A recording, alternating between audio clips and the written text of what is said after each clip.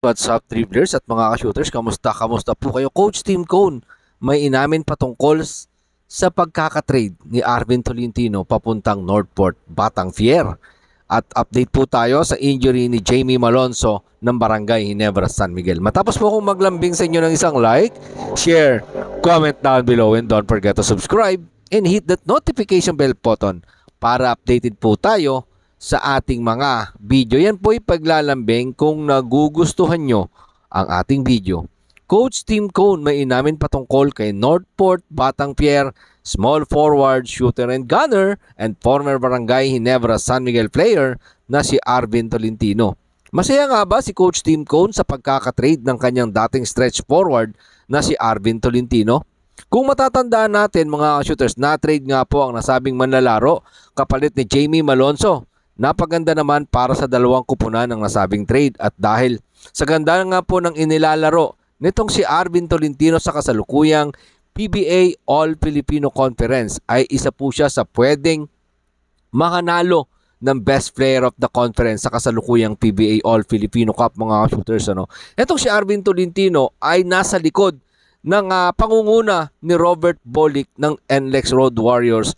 Kaya naman matapos po yan, ito pong si Coach Tim Cone na dati niya pong coach ay may pahayag patungkol kay Arvin Tolentino. Narito po si Coach Tim Cone sa ulat ni Jerry Ramos ng Spin. Simula nang malipat siya sa Northport, Batang-Fier ay maganda na ang inilaro niya kasi nakuha niya ang mga minuto na dapat para sa kanya. Yung mahabang playing time dahil nagawa nga niyang ipakita ang kanyang talent dito. Dito talaga nag-blossom ang kanyang paglalaro ayon kay Coach Tim Cone. Kung ano man daw po ang natatamo ngayon ay talagang pinaghihirapan yan ni Arvin Tolentino. Sabi pa nga po ni Coach Tim Cone na may gagaling pa, may ilalabas pang galing etong si Arvin Tolentino sa kanyang paglalaro mga katos. Dahil tuloy-tuloy pa nga din daw po na nag-i-evolve ang kanyang skills dahil hindi na nga daw po ito basta-basta spot-up shooter na lang dahil kaya na nga din daw po mag-penetrate to the basket at kaya na din maglaro sa post position at malaki na nga din daw po ang nai-improve ng depensa ng isang Arvin Tolentino. Sa aking pananaw sa pahayag ni Coach Tim Cone, may konting paghihinayang or pagsisisi sa pagkakatrade kay Arvin Tolentino. Pero again, iyan po ay aking sariling pananaw dahil sabi nga po ni Coach Tim Cone, maganda nga daw po na nawala si Arvin Tolentino.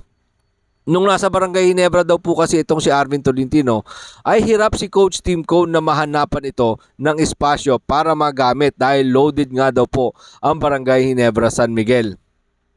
Kaya naman, masaya nga daw po si Coach Tim Cone na nabigay itong si Arvin Tolentino dito po sa Northport, Batang-Fier at kahit papaano, talaga namang nag-i-improve at nailalabas niya ang kanyang potential, yung kanyang full potential. Sabi pa nga po ni Coach Tim Cone na kahit nawala na sa Barangay Ginebra itong si Arvin Tolentino ay suportado pa rin ni Coach Tim Cone ang kanyang mga paglalaro mga shooters. Pero siguro sa tingin ko kung may pagkakataong makuhang muli ni Coach Tim Cone etong si Arvin Tolentino para dito sa Batang-Fier mga shooters, hindi po siguro magdadalawang isip ang isang Coach Tim Cone na muling ibalik sa kupunan ng Barangay Ginebra ang katulad ni Arvin Tolentino dahil alam naman natin talagang mapapakinabangan ni Coach Tim Cone etong si Arvin Tolentino dito sa Barangay Ginebra, most especially ngayon na eto nga pong si Jamie Malonzo mga shooters mayroong injury. So update po tayo, gaano nga ba katagal masa-sideline si Jamie Malonzo nang dahil sa tinamong injury sa huling segundo ng laban ng Barangay Ginebra San Miguel kontra sa Northport Batang-Fier.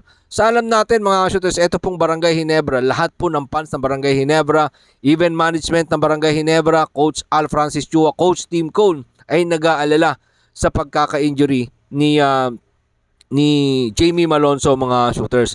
Ano nga ba ang sinabi ni Coach Tim Cone patungkol sa injury ni Jamie Malonzo? Narito po si Coach Tim Cone sa ulat ni Denison Ray Dalupang ng Inquirer. Hindi natin makikita ang lala ng injury, kaya inaantay pa din natin ang mga gagawing pagsusuri. Isa lang ang tiyak ngayon ay wala pa siyang, hindi pa siya makakalaro. Hindi natin siya makakasama maglaro ng ilang araw mga shooters. Pero hopefully, umaasa tayo na hindi yan naabot ng linggo, buwan, or gaano man yang katagal.